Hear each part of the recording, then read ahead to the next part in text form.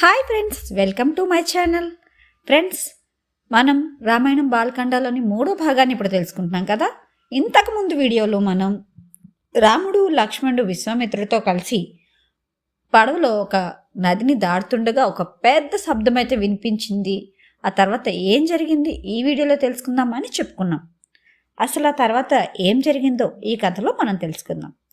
కథలోకి వెళ్లే ముందు ఫ్రెండ్స్, ఒక చిన్న రిక్వెస్ట్. నేను చెప్పే కథలు మీకు నచ్చుతుంటే ఒక చిన్న లైక్ ఇవ్వండి, మీ ఫ్రెండ్స్కి షేర్ చేయండి. ఎవరైనా మొదటిసారిగా మన ఛానల్లోకి వస్తే ప్లీజ్ సబ్స్క్రైబ్ చేసుకోండి.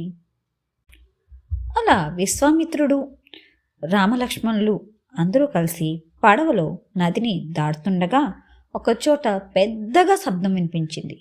అసలు ఈ శబ్దం ఎక్కడి నుంచి వస్తుంది అని రాముడు విశ్వామిత్రుడిని అడిగాడు. అప్పుడు విశ్వామిత్రుడు ఇలా చెప్తున్నారు.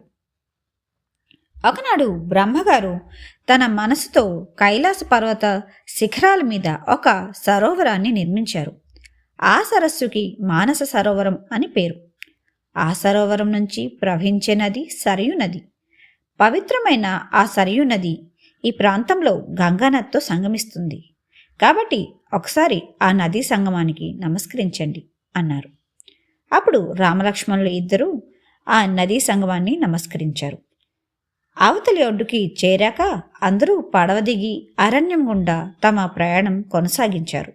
అలా వాళ్ళు వెళ్తుంటే అక్కడ అరణ్యంలో ఈలపక్షులు భయంకరమైన శబ్దాలు చేస్తున్నాయి. పులులు, సింహాలు, ఏనుగులు తిరుగుతున్నాయి.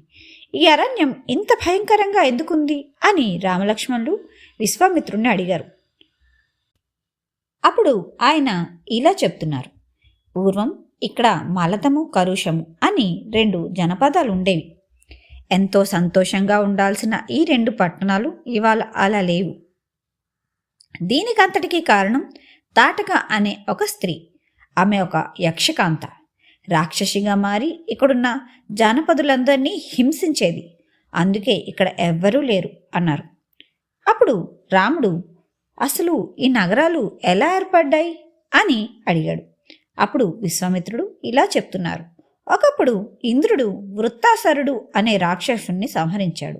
వృత్తాసురుడు బ్రాహ్మణుడు కావడం వల్ల ఆయన్ని చంపినందుకు ఇంద్రుడికి బ్రహ్మహత్య పాతకం వచ్చింది. ఆ బ్రహ్మహత్య పాతకం వల్ల ఇంద్రుడికి 2 లక్షణాలు వచ్చాయి. ఆయనకి శరీరంలో మలం పుట్టడం ప్రారంభమైంది. అలాగే ఆకలి కూడా కలిగింది. అప్పుడు ఆయన ఋషులను ఆశ్రయిస్తే వాళ్ళు ఈ 2 లక్షణాలని తొలగించారు. ఆ 2 భూమి మీద పడ్డాయి.